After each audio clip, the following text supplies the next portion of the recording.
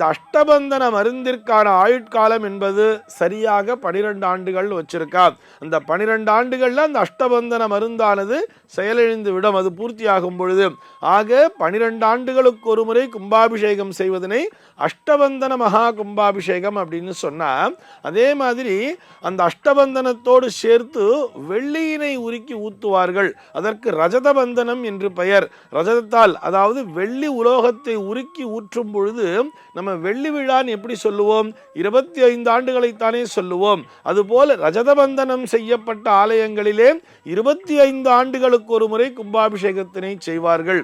இன்னும் ஒரு சில ஆலயங்கள் பார்க்கும் பொழுது தங்கம் என்கின்ற அந்த மிக உயர்ந்த உலோகத்தினை உருக்கி ஊற்றி இருப்பார்கள்.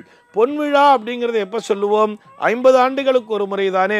அது போன்ற ஆலயங்களிலே, அதாவது தங்கத்தை உருக்கி ஊற்றி ஸ்வர்ணபந்தனம் என்ற பெயரிலே பந்தனம் செய்திருப்பார்கள் அல்லவா, அந்த ஸ்வர்ணபந்தனம் செய்யப்பட்ட ஆலயங்கள்ல பார்த்தோம்னா 50 ஆண்டுகளுக்கு ஒரு முறை கும்பாபிஷேகத்தினை செய்வார்கள்.